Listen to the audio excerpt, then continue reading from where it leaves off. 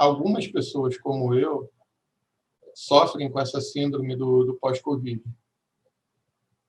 E essa síndrome tem sido muito pior do que a batalha que eu enfrentei no hospital. Tem dia que você acorda bem, tem dia que você acorda com o corpo mole, tem dia que o pulmão está esquentando demais, você não sabe o que é, tem dia que você sente pontadas no coração, tem dia que a temperatura ela dá uma caída assim, você começa a sentir uns calafrios e tal, quando você vai dormir.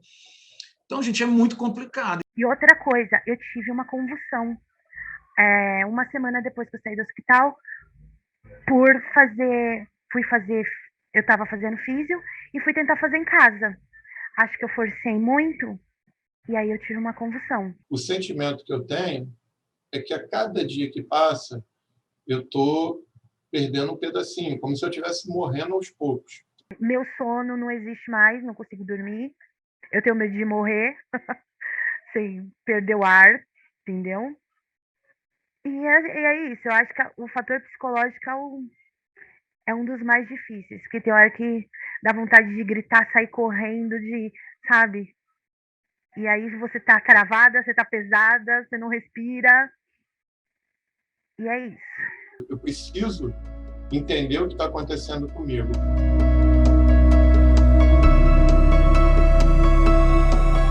A síndrome pós-Covid é um conjunto de manifestações clínicas, de sinais e sintomas que persistem após esse período agudo da Covid-19. As manifestações clínicas, elas são diversas, né? As principais, isso é variável de estudo para estudo, mas as principais manifestações são falta de ar, principalmente quando a pessoa faz algum esforço, então quando vai subir escada, por exemplo, ela referencia falta de ar, um cansaço crônico, uma fadiga crônica, como se ela tivesse feito um exercício extenuante, vamos dizer, mas, na verdade, esse cansaço vem ao repouso.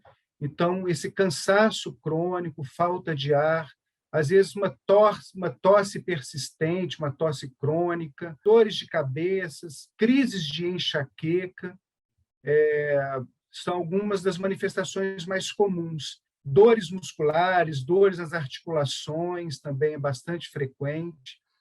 Então, as manifestações são as mais diversas possíveis. A falta de ar nunca passa, né? É difícil respirar, é difícil se movimentar. Cada dia você tem uma coisa diferente que você não sabe como lidar. E fora que, por conta da restrição, de tudo que a gente está vivendo, para você marcar médico, é 1 mês, 2 meses depois que você consegue marcar um especialista. Semana passada eu tentei caminhar 12 minutos e as pernas começaram a tremer. Gente, o calafrio voltou, eu não passei muito bem, não consegui dormir à noite, né? E aí, esperei 3, 4 dias, voltei a fazer uma caminhada também mais leve, então notei que já comecei a melhorar um pouquinho. Então,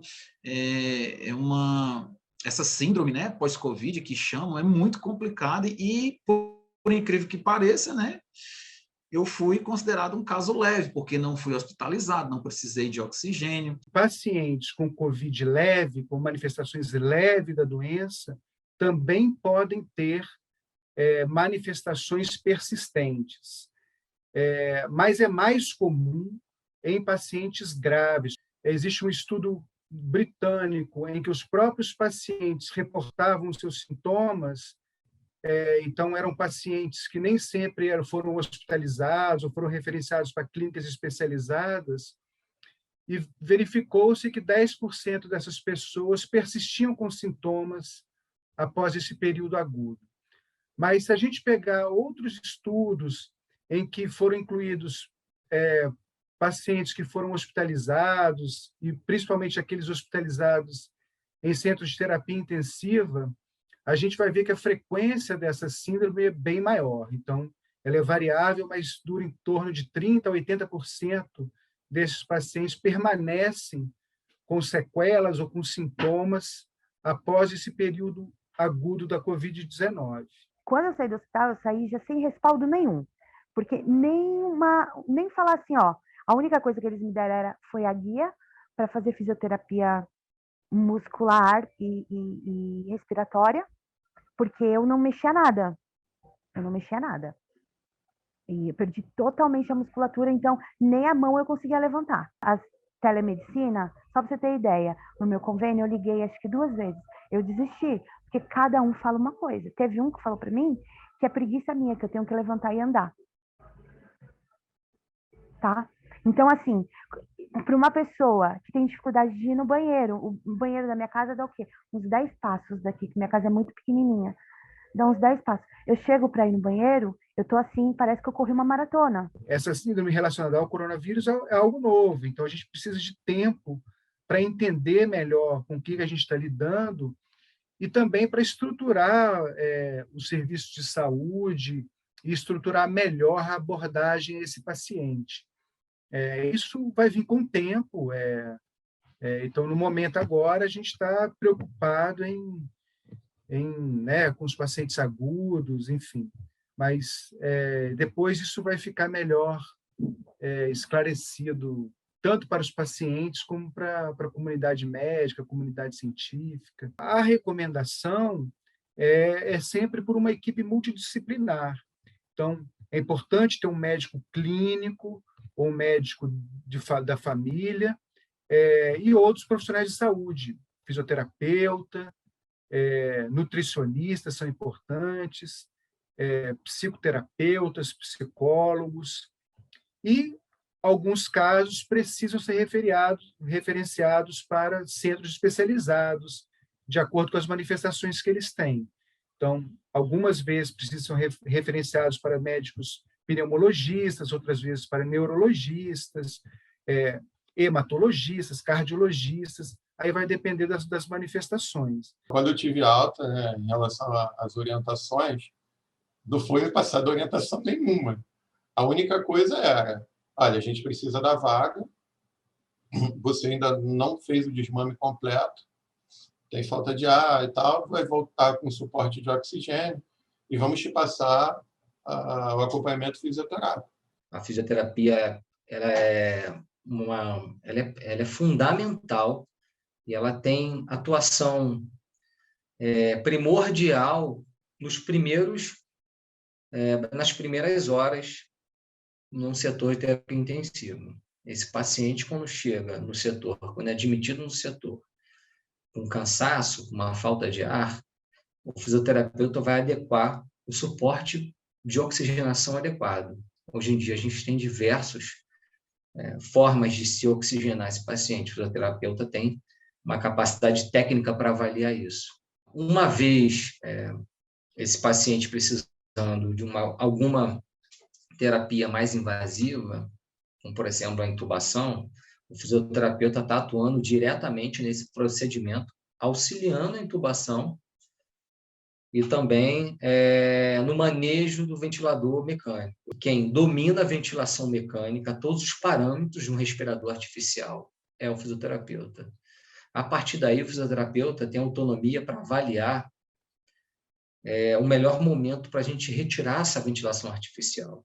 E, mais uma vez, o fisioterapeuta ele é primordial para a transição de uma ventilação artificial para uma ventilação espontânea. Concomitantemente, nesse processo, ele não pode parar a parte motora. Desde que ele está sedado, né, que ele está totalmente entregue, restrito numa cama, a reabilitação motora já se inicia. Então, ele tem que ser mobilizado, ele tem que ser movimentado para que a gente não gere sequelas que lá na frente vão inviabilizar uma retomada da sua vida funcional. No momento da alta, faz a diferença, vários estudos já mostraram, quem fez a fisioterapia, ele sai com uma capacidade de independência muito maior. Até 90% dos pacientes que ficam em ventilação mecânica por COVID têm fraqueza muscular. Grave, por uso de sedativos, por uso de medicações que bloqueiam a atividade do músculo.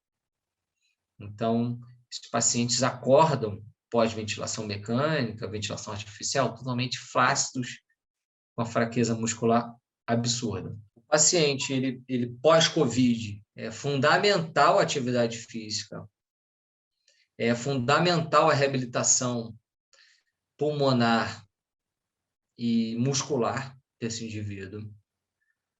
Quem teve uma internação prolongada, ele vai ter uma limitação maior, com comprometimento e sequela pulmonar.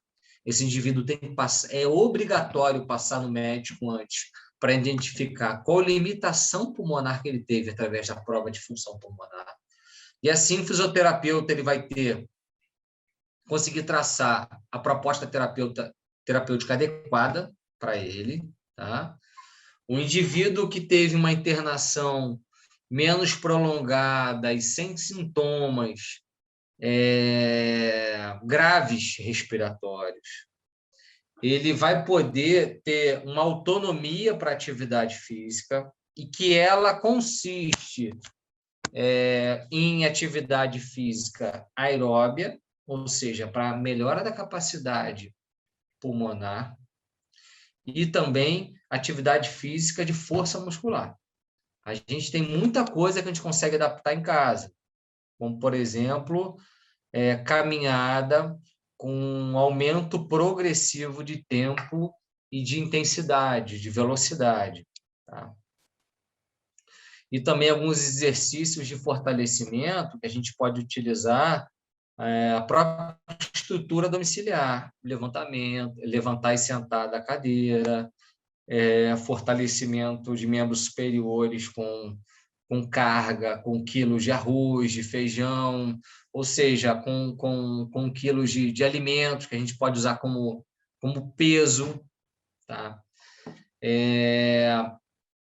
Exercícios específicos de alongamento, para quem também teve algum grau de encurtamento e de restrição de arco de movimento, mas isso tem que ser estruturado pelo fisioterapeuta. Internou, ficou um tempo de internação, ele vai ter que passar por uma avaliação fisioterapêutica. Os exercícios respiratórios, eles são indicados para os pacientes que tiveram internação prolongada, que tem redução de volume pulmonar, que tem redução de capacidade pulmonar. Eles têm efeito agudo. Alguns exercícios de inspirações profundas, quando você bota a mão no abdômen, puxa o ar, tentando estufar o abdômen, ou seja, intensificando a atividade do diafragma, exercícios puxando inspirações profundas, levantando os braços, você tem liberação do tórax, aumento do volume também pulmonar, eles têm atuação aguda, tá? Isso tem efeito positivo para quem está muito parado, né? Para idosos, quem está restrito no leito, porque indivíduos têm capacidade de deambular, de caminhar, de se movimentar, automaticamente eles já têm essa liberação torácica, eles já aumentam o volume pulmonar. Também é importante quem está de quarentena, quem não teve a doença, se manter ativo, até porque o exercício tem função, tem uma função primordial na manutenção e otimização do sistema imunológico.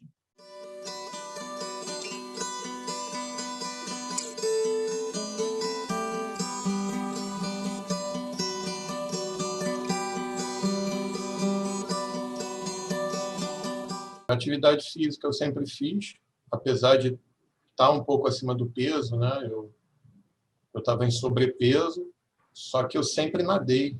Eu nadei a minha vida toda. Eu acho que isso foi até o que, na minha cabeça, o que ajudou a aguentar o baque do Covid. Depois da alta, né, eu achei que eu vim comemorando uma vitória, é vida, eu estou vivo. Vou poder ver as pessoas que eu amo, poder estar com a minha mãe. Só que, infelizmente, eu não sabia a batalha que eu ia enfrentar. De lá para cá, eu já tomei, acho que 4 ciclos de antibióticos, né? A cefluoxima, azitromicina durante 10 dias, ou seja, três vezes, foram 3. E eu fui tendo diversos problemas, né? Apareceram manchas na minha coxa, apareceram manchas aqui assim. Eu também tive, nessa parte aqui, ainda está um pouco sensível, desenvolvimento do herpes zoster. Eu tentava andar, eu perdi o equilíbrio da perna, meu braço esquerdo caía, eu não conseguia ficar com ele assim. Então, dirigir nem pensar, andar sozinho nem pensar, para ir no médico, para fazer qualquer coisa, eu precisava chamar um Uber ou pedir para alguém me levar. Uma outra coisa também é que eu perdi 16 quilos. Essa doença, ela, não sei se ela consome a massa muscular, alguma coisa do tipo. E acabei sendo diagnosticado também com uma neuropatia, né? Uma miopatia proximal. Inicialmente, quando a gente fala de síndrome pós-Covid sobre a reflexão da neurologia, alguns sinais e sintomas que esse paciente vai apresentar é típico de um paciente crônico de terapia intensiva. Né? Por exemplo, é um paciente que vai ficar acamado muito tempo, é um paciente que vai ficar sem movimentar muito tempo, como eu falei para você, o uso de bloqueador neuromuscular, e, consequentemente, ele vai ser um paciente mais fraco, né? O que a gente chama, às vezes, de miopático, ou seja, com fraqueza muscular, com lesão muscular, propriamente dito. Um paciente mais leve, ele pode ter simplesmente uma mialgia, né? Uma dor muscular que muita gente sente, mas que, com o passar do tempo, isso resolve.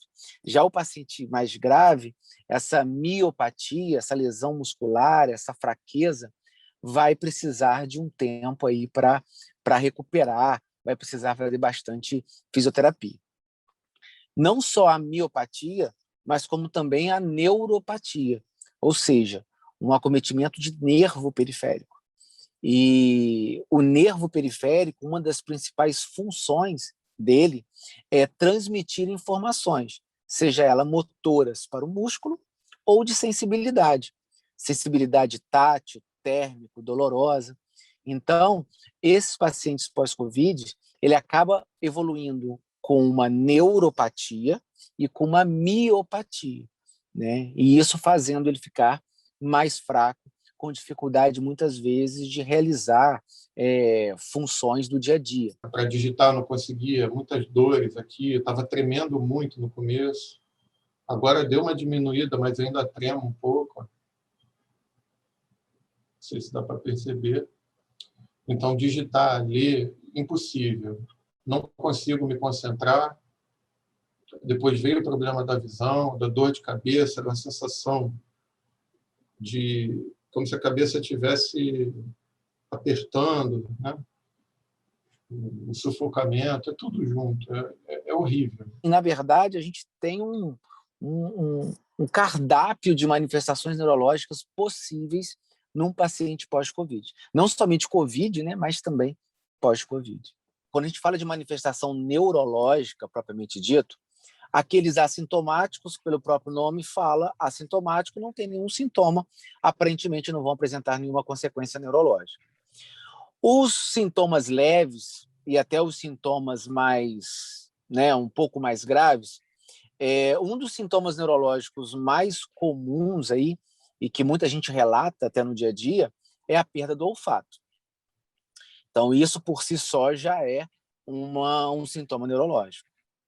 Né? Ou seja, você tem ali no final, quer dizer, no teto, né, da sua cavidade nasal, você tem receptores, né, terminações nervosas do nervo olfatório e que acabam sendo comprometidas pelo vírus. E aí o paciente tem apenas, no ponto de vista neurológico, a perda do olfato. Quando esse paciente ele vai para um quadro mais grave, que tem indicação de terapia intensiva, tem indicação de intubação orotraqueal, permanece, como eu falei com você, necessitando de sedação por um tempo longo, drogas que a gente utiliza como bloqueador neuromuscular por um tempo também mais longo, esse paciente, potencialmente, ele acaba podendo ter algum outros sintomas neurológicos. Mais dramático ainda, não só às vezes o acometimento de nervo e de músculo, tem sim, observado muitas manifestações neurológicas mais graves, mais severas, não somente, mas principalmente nesses pacientes mais crônicos.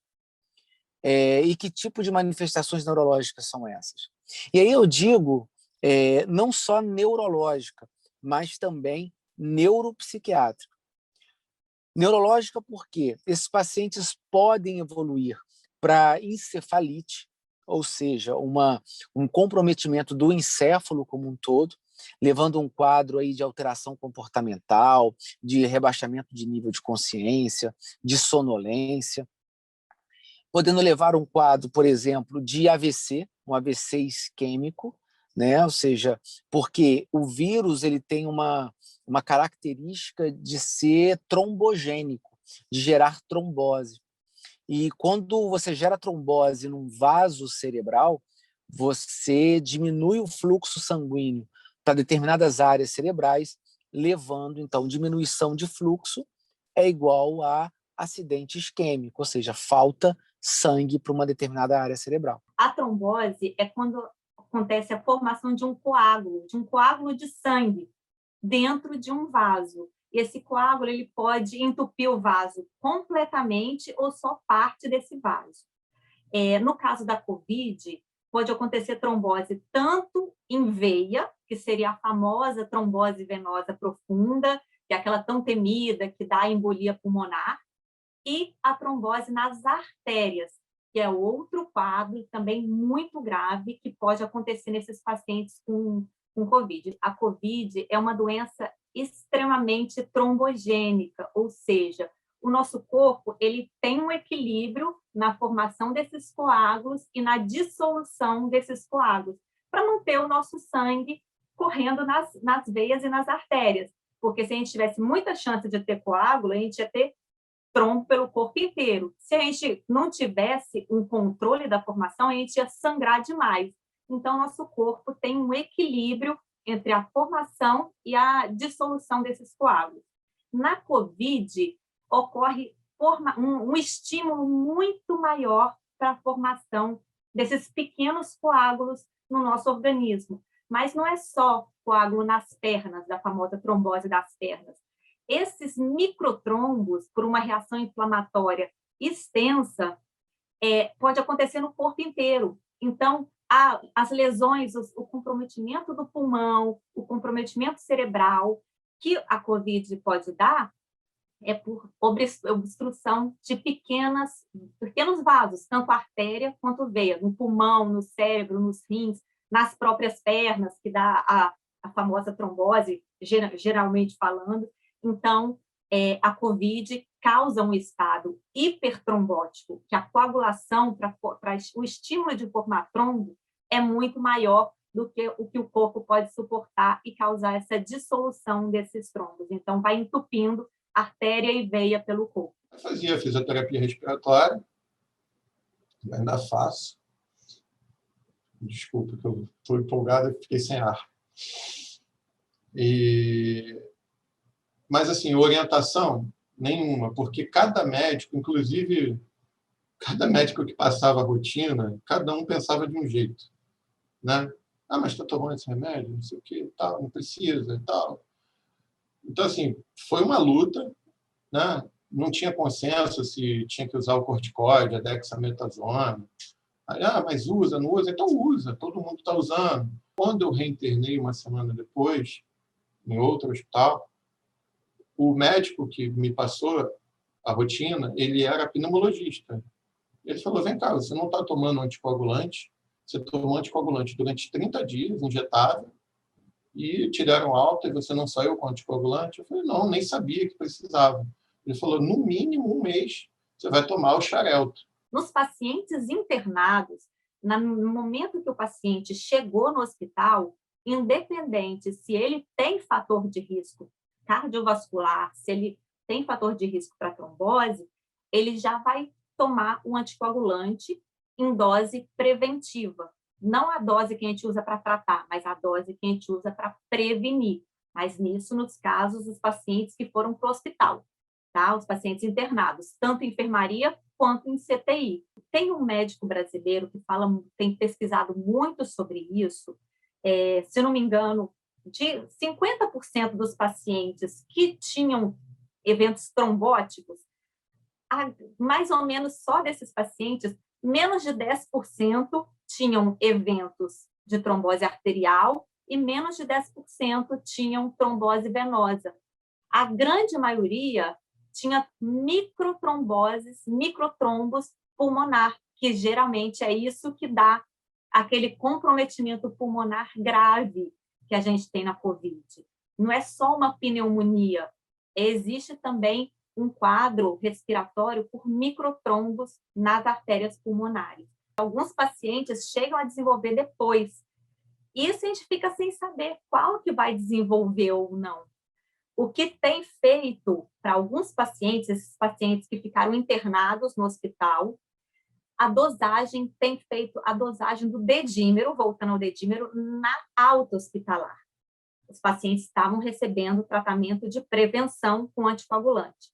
Então, na alta, eles avaliam de novo o dedímero. Se esse dedímero tiver um certo valor, que a gente chama mais de 2 vezes o valor de referência, esse paciente vai fazer uso em casa de uma prevenção por mais ou menos 40 dias, 40, 45 dias, vai continuar usando o anticoagulante. A trombose venosa, geralmente, não cursa, não vai evoluir para uma amputação. Já a trombose nas artérias, que são aqueles vasos que o sangue que passa é o sangue vindo do coração, o sangue rico em oxigênio, esses podem evoluir para amputação.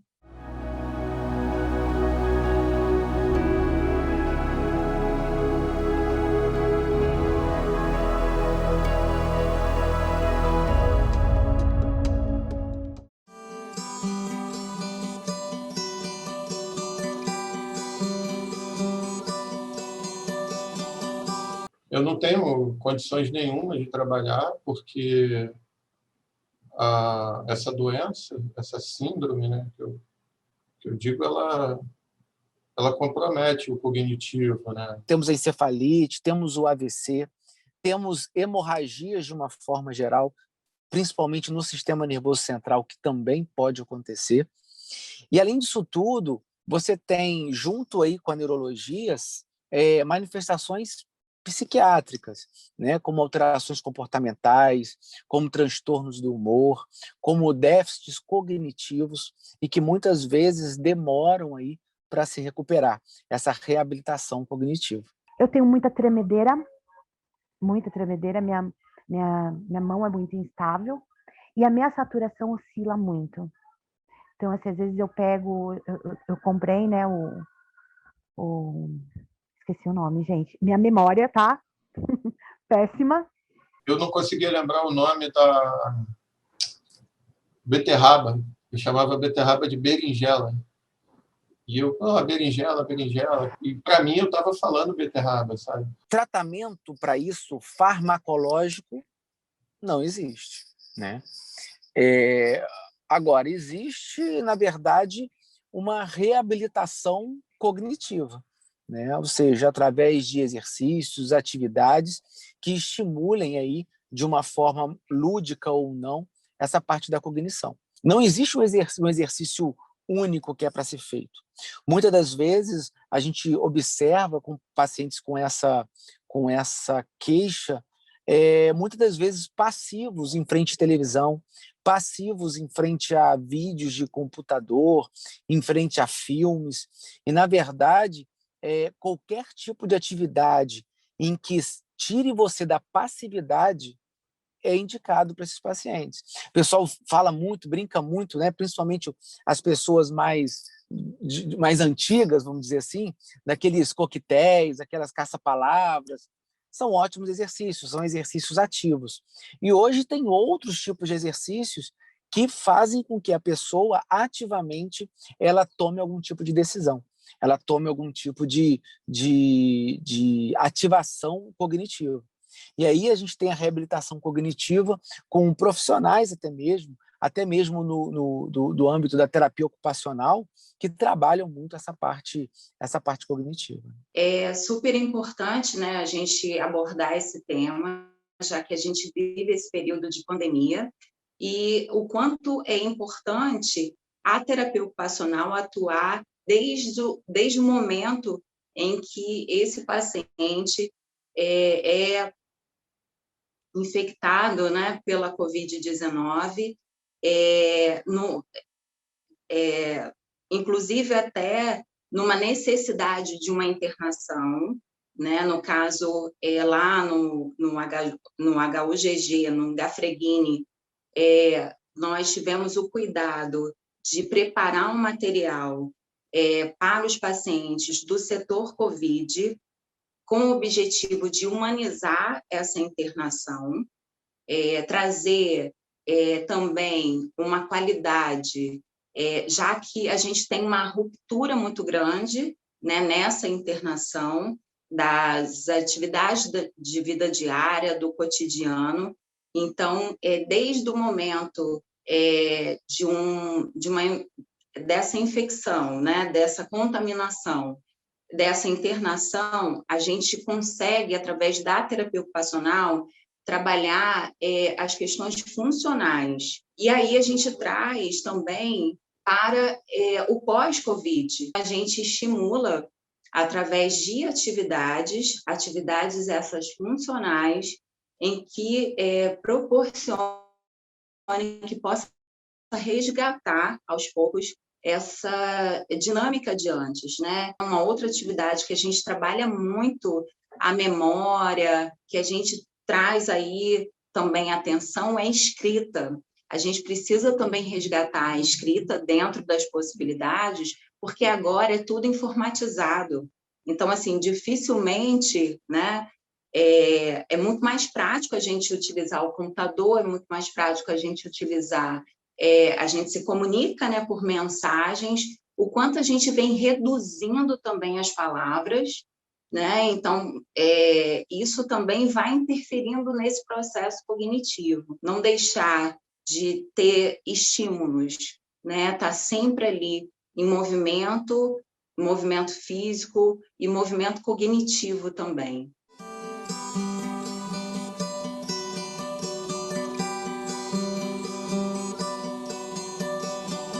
Em uma semana, 6, 7 dias, eu diminuí 5 quilos, então eu desidratei muito, mesmo tomando água, né? Mesmo perdendo o apetite, né? Tentando me alimentar, mesmo não tendo aquela vontade, eu ainda diminuí 5 quilos e tentando me reidratar, tomando água, tomando suco, tomando um soro que o médico passou. E mesmo assim, em 6, 7 dias, eu diminuí 5 quilos aí, que é uma média do mês. A nutrição, ela pode ajudar de diversas formas, né? E eu gosto de enfatizar que esse cuidado que tanto se fala hoje em dia dessa síndrome pós-Covid, eu acho que o cuidado ele começa no primeiro dia de sintomas do Covid. Eu trabalho numa unidade hospitalar e o que a gente observa é que esses pacientes, quando dão entrada na unidade hospitalar, ele já vem de alguns dias com algumas manifestações. É uma doença tipicamente de padrão respiratório, mas já se sabe que ela acomete outros sistemas, né, também como o trato gastrointestinal. Então, são pacientes que podem apresentar náuseas, vômitos, diarreia, alteração de olfato, de paladar, algumas alterações que permanecem, né, nessa síndrome pós-Covid, e que no momento da admissão desse paciente, a gente, enquanto nutricionista, tem que estar muito atento. Então, nesse caso, a gente pensa em mudança de consistência, mudança de textura, né?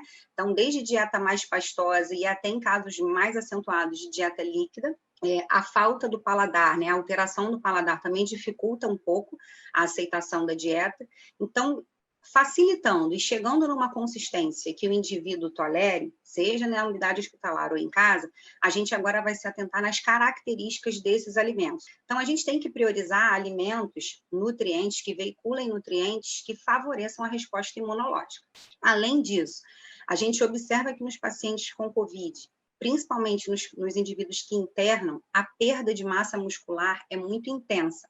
E essa perda, ela ocorre já na primeira semana. Eles chegam a perder quase 10%, 20% da massa muscular. Eu não estou falando de peso, tá? Eu estou falando de massa muscular mesmo. E essa perda de massa muscular, ela é extremamente importante, porque a cada percentual de massa muscular perdido, a gente começa a gerar um impacto na sobrevida desse indivíduo. Isso tudo já pensando de como a gente vai devolver esse indivíduo, né, de volta à sua vida, né? Esses pacientes, alguns costumam ficar cerca de 30, 35 dias dentro de uma unidade de terapia intensiva, e a gente observa que eles saem da unidade de terapia intensiva com uma fraqueza muscular absurda, pacientes que entram, né, rígidos, né, muitas vezes sem grandes problemas, né, de saúde, eles saem da unidade de terapia intensiva muitas vezes sem conseguir sustentar o tronco. Para indivíduos, né, que se encontram em casa, né, e que são acometidos pela COVID, o que a gente tem que se preocupar? Da mesma forma que a gente se preocupou com a questão de facilitar a alimentação, então, assim, indivíduos perdem o paladar e perdem o apetite também.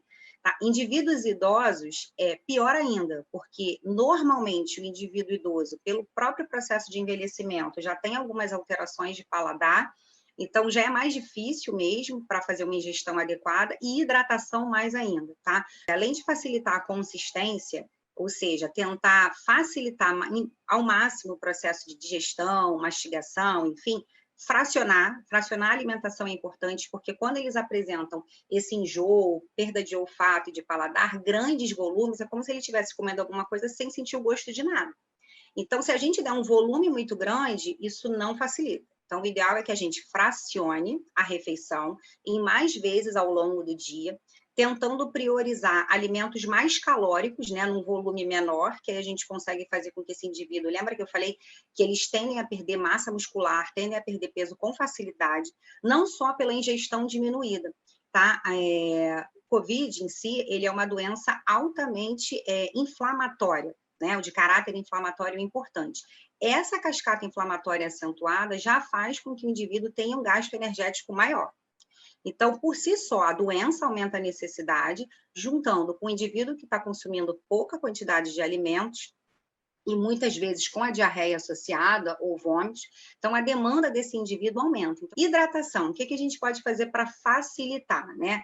Fracionar também o volume de água, ou seja, 100 ml a cada hora, fracionar mesmo ao longo do dia, evitar tomar muito líquido junto com a comida, porque se você beber muito líquido, você acaba que você não consegue comer a quantidade de comida que você conseguiria comer, e pode facilitar o processo de vômito, né? Porque você vai estar com a barriga cheia. Então, nos intervalos das refeições, a gente fazer pequenas doses de água, né? Uma coisa que facilita também, quando o indivíduo não consegue beber água, né, com grande facilidade, é a gente usar essas águas aromatizadas. Então, a gente pode alterar um pouquinho o sabor da água, misturando abacaxi com hortelã. E aí, quando a gente fala abacaxi e hortelã, é cortar mesmo, higienizar, obviamente, de forma bem adequada os alimentos, e cortar mesmo um pedaço de abacaxi com a casca, jogar dentro da água, ou com gás, ou da água sem gás. E aí, no caso, fazer algumas misturas, porque vão somente aromatizar a água, tá? Elas não chegam a ser sucos. Os sucos podem ser uma opção? Podem, tá? A gente só tem que ficar atento que os sucos, eles concentram uma grande quantidade de caloria e de carboidrato. Então, para um indivíduo que está comendo normalmente e a gente oferece uma quantidade de suco, um copo, né, por exemplo, a gente está veiculando uma quantidade grande de calorias e de carboidrato numa determinada refeição. Com relação à palatabilidade dos alimentos, o que a gente pode fazer também é evitar os extremos de temperatura, tá? Isso a gente também faz muito com o paciente oncológico que tem alteração de paladar. A gente evita alimentos ou muito quentes ou muito frios, tá? Temperatura ambiente, muitas vezes, é o que eles aceitam melhor. A gente vai lançar mão de temperos naturais, tá? Nada de temperos industrializados, porque a gente vai ter uma quantidade de sódio grande, e que isso também não é legal para o sistema imunológico. Então, quando eu falo em intensificar o paladar, é com temperos naturais. E aí a gente pode abusar de temperos como salsinha, coentro, cebolinha, alecrim, manjericão, alho, cebola, deixar essa comida bem temperada. E eu digo temperada, não é salgada, tá? É usar temperos que vão até estimular essa atividade sensorial do indivíduo, tá? Até resgatar mesmo questão de paladar, que muitas vezes o indivíduo no pós-Covid fica meses, muitas vezes, com alteração de paladar. Então, esses alimentos, eles podem até servir como se fosse um treinamento, tá? Para a gente tentar recuperar e resgatar esse paladar. Quando a gente pensa em vitaminas e minerais para melhora do sistema imune, a gente tem resultados de estudos muito antes, né, da Covid-19. Então, assim, o que a gente tem de estudos bem consistentes nessa área são artigos de estudos e infecções virais anteriores, tá? Mas, obviamente, que isso serve também para essa infecção viral atual, tá? Mas o que eu quero enfatizar aqui, que toda forma ou de suplementação ou de efeitos desses nutrientes para a COVID, eles não são, não é reconhecido hoje em dia para tratar e nem para prevenir COVID especificamente, tá? Mas todos esses nutrientes, eles servem para melhorar a resposta imunológica como um todo. Então, os principais que a gente vê, tanto sendo estudados para a COVID, como em estudos anteriores, nós temos a vitamina A, a vitamina D, a vitamina E, a vitamina C, vitaminas do complexo B, que também vão estar envolvidas não somente com melhora do sistema imune, mas com aquela fadiga que o indivíduo pós-Covid relata, com cansaço e uma fadiga crônica, né, que não passa mesmo em repouso e que piora com o esforço físico. Além dessas vitaminas, nós temos alguns minerais como zinco e selênio, que também têm bastante atuação no sistema imune. Todos são fundamentais, tá, no processo e no metabolismo, tanto para a COVID quanto para qualquer outra doença, tá? Hoje em dia se fala muito em dietas low carb e tudo, mas o carboidrato ele é importante, e o fato de uma dieta ser baixa em carboidrato não significa que ela é sem carboidrato, isso tem que ficar bem claro. Então, os carboidratos, eles são importantes porque eles são a nossa moeda energética, vamos dizer assim. São os nutrientes que servem como combustível, tá? Onde a gente encontra os carboidratos? Macarrão, pão, batata, mandioca, farinha. Esses são frutas, né, legumes, são os alimentos que vinculam mais carboidrato. As proteínas, elas são nutrientes mais de constituição de tecido, constituição de hormônios, de enzimas. E essas proteínas nós encontramos aonde? Carnes, leite, derivados, ovos, peixes, frangos, e temos também as fontes de proteína vegetal, tá? Que são as leguminosas, como, por exemplo, feijões, aí nós temos todos os tipos de feijões, grão de bico, ervilha, também são fontes de proteína, só que de origem vegetal. E os lipídios ou gorduras, eles, para nós, seres humanos, ele funciona como uma reserva energética. E aonde a gente encontra, né, os lipídios? Os lipídios a gente encontra na manteiga, nos óleos, nas castanhas, em algumas frutas com teor de gordura maior, como o abacate, por exemplo. Então, esses são os macronutrientes, né? E os micronutrientes são as vitaminas e os minerais, basicamente encontradas em frutas, verduras e legumes, tá? As vitaminas, por exemplo, vitamina D. A vitamina D, ela é importantíssima, e hoje em dia já se sabe que não somente para a saúde óssea, ela atua como um hormônio, muitas vezes, tá? E com a escassez da nossa exposição ao sol, né, cada vez mais usando protetor solar, porque a vitamina D a gente consegue sintetizar. Nossa maior fonte de vitamina D é a produção, através da exposição solar. Só que hoje em dia, com a pandemia, que propiciou menor exposição ao sol, o uso de protetor solar de forma constante nos raros momentos que a gente consegue se expor à luz solar, a gente tem encontrado um grande número de indivíduos com deficiência de vitamina D.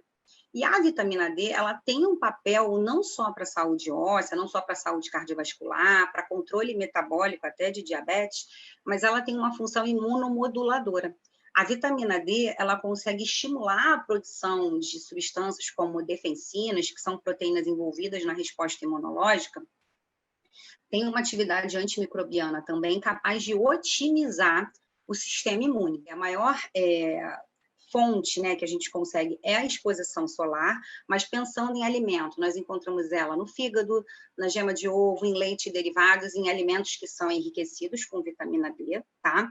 Pensando na vitamina C, a vitamina C, ela tem bastante efeito antiviral, tá? Vários estudos avaliando infecções do trato respiratório mostraram o benefício do uso da vitamina C, tá? Em doses superiores a que a gente é recomendado fazer diariamente, tá? Em doses já de suplementação, pela sua atividade antiviral. E a vitamina C, aonde a gente encontra? Nas frutas cítricas, né? Então, a gente encontra na laranja, no abacaxi, na acerola, no limão, no morango. Todas essas frutas são capazes de veicular uma grande quantidade de vitamina C, num nível que a gente consiga atingir as recomendações diárias, sem necessidade de suplementação, pensando numa situação ideal. A vitamina E, ela também tem se mostrado importante, porque a vitamina E ela é uma poderosa vitamina antioxidante. Lembrando que toda vez que a gente tem uma inflamação importante, como no caso da infecção pelo coronavírus, a gente gera muitos radicais livres, que são substâncias que são citotóxicas. Elas agridem as células e, obviamente, atrapalham o funcionamento dessa célula, né, e destroem tecidos. Então, toda vez que a gente tem uma inflamação importante, o ideal é que a gente tenha tanto elementos de atividade anti-inflamatória, mas para controlar essa resposta, mas que a gente tenha também nutrientes antioxidantes, que vão ajudar a, como se fosse varrer esses radicais livres da nossa corrente sanguínea.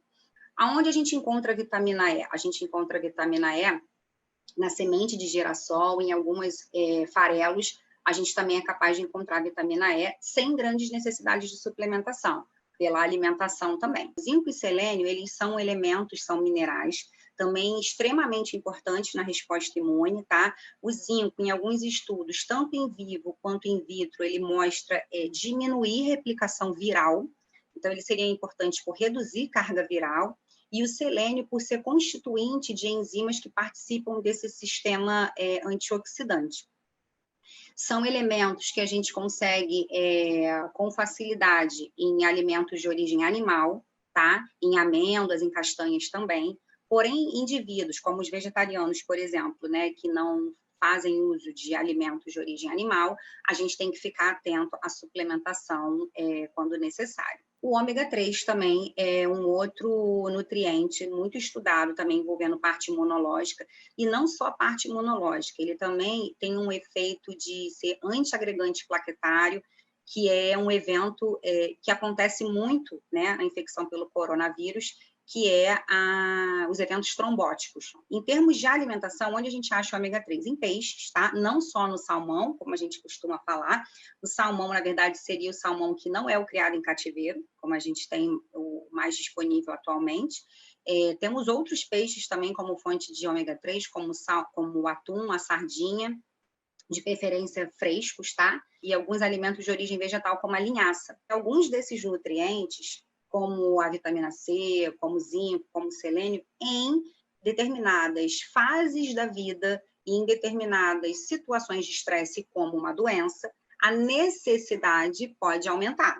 E aí talvez a suplementação seja necessária, mas via de regra, com a alimentação a gente consegue atingir as necessidades. É importante também deixar claro que a maioria das pessoas, né, que tiveram Covid-19, elas vão melhorar e vão evoluir bem. Então, essa é uma mensagem importante também, que tem que ser dita para não assustar, para não assustar as pessoas, né? Deixar claro que a maioria das pessoas vai melhorar após a infecção aguda pelo coronavírus e não vai ter manifestações persistentes. Algumas outras, em menor número, em frequências variáveis, persistirão com algum sintoma de Covid-19. E, raramente, poucos casos vão progredir com sequelas graves da Covid aguda. Então, isso é importante dizer para deixar mais claro para a população.